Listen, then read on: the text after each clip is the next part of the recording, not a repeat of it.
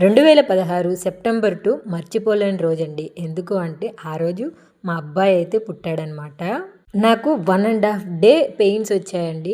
అయినా వాడిని చూడగానే ఆ పెయిన్స్ అన్నీ మర్చిపోయాను. రాత్రి 12:06 పుట్టాడు అమావాస్య రోజు. అమావాస్య రోజు పుడితే అయితే దొంగ అయినా అవుతాడంట, లేకపోతే బాగా అయినా ఎదుగుతాడంట. మా వాడి పుట్టినప్పుడు నాకులాగే వాడికి కూడా చేతికి 6 ఏళ్ళు ఉంటాయేమో అని అందరూ చూశారనమాట.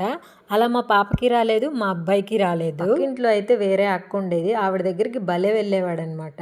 ఆవిడ దగ్గరికి వెళ్ళి నా దగ్గరికి రాకపోతే నాకైతే ఎంత జెలసీగా ఉండేదో. ఆ అక్క వాళ్ళైతే ఇప్పుడు హైదరాబాద్లో ఉన్నారు. ఫోన్ చేసి మరీ అడుగుతుంది, నీ కొడుకు నా దగ్గరికి వస్తే ఎందుకంత జెలసీ ఫీల్ అయిపోయేదానివి అని.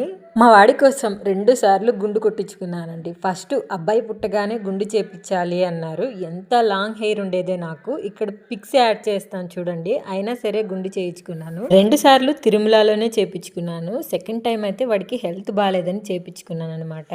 వాడికి ఇది 9th బర్త్డే. నేను తినిపిస్తే 3 ముద్దలు తింటాడు, వాడు తింటే 2 ముద్దలు తింటాడు. బర్త్డే రోజు దేవుడు ఏమడిగినా ఇస్తాడా అన్నాడు. దేవుడు ఎందుకు ఇస్తారు, మీ నాన్నని అడిగి ఇస్తారు అని చెప్పాను.